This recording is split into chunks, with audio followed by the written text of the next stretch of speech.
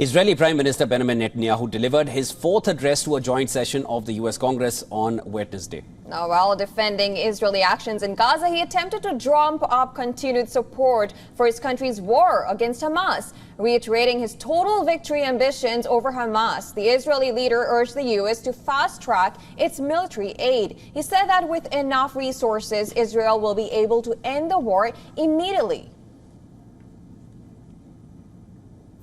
Fast-tracking U.S. military aid can dramatically expedite an end to the war in Gaza and help prevent a broader war in the Middle East.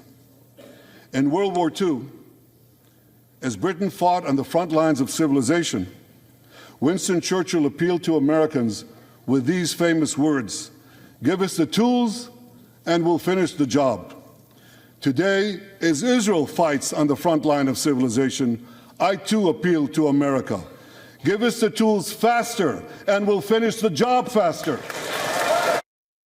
Prime Minister Netanyahu also sketched a vague outline of a plan for a quote-unquote de-radicalized post-war Gaza, quashing the Hamas and Fatah factions' agreement to govern the Strip after the de-escalation. Netanyahu said that Israel must retain control in Gaza to avoid the resurgence of terrorism. The day after we defeat Hamas, a new Gaza can emerge. My vision for that day is of a demilitarized and de-radicalized Gaza. Israel does not seek to resettle Gaza, but for the foreseeable future, we must retain overriding security control there to prevent the resurgence of terror, to ensure that Gaza never again poses a threat to Israel.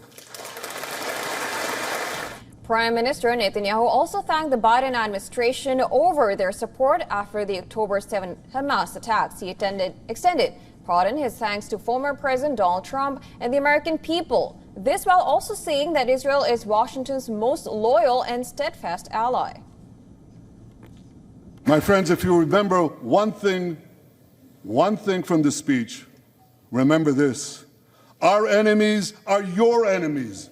Our fight is your fight, and our victory will be your victory. However, in his fourth speech, the Israeli Prime Minister stood to address a divided Congress. Inside the Congress, U.S. Democratic representatives Rashida Tlaib held up a sign calling Netanyahu a quote-unquote war criminal. Tlaib then turned the sign, and on the other side it read, "guilty of genocide." As announced earlier, some House Democrats, including former House Speaker Nancy Pelosi, boycotted the speech by giving the session a miss. Representative also called the Israeli Prime Minister an obstacle in the truce deal while condemning Washington's support of the war.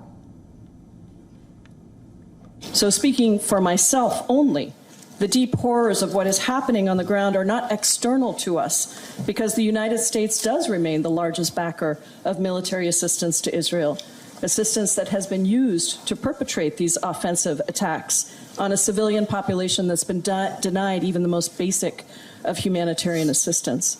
This is not a conflict that we Americans have nothing to do with. It's not a conflict that we're being called to come in and mediate from outside. We are actually a part of this. Constitutional right to go to the point of the protest. We say no. Anti-Israel protests gripped parts of Washington and near the U.S. Capitol at the time of Prime Minister Netanyahu's address. While most protests remained peaceful, clashes erupted between the demonstrators and the police outside of the Capitol. The police used pepper spray, ensuring some people who allegedly started to march towards the barricades. Thousands on the street demanded for the U.S. to stop military aid for Israel, while others demanded Prime Minister Netanyahu's arrest and resignation.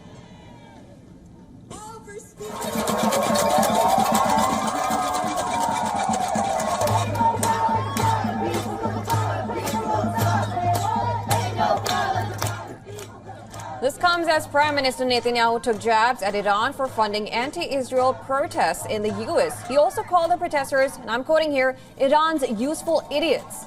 He called on the global alliance to unite and stand against Tehran's quote-unquote axis of terror. Iran is funding the anti-Israel protests that are going on right now outside this building. Not that many, but they're there, and throughout the city. Well, I have a message for these protesters. When the tyrants of Tehran, who hang gays from cranes and murder women for not covering their hair, are praising, promoting, and funding you, you have officially become Iran's useful idiots.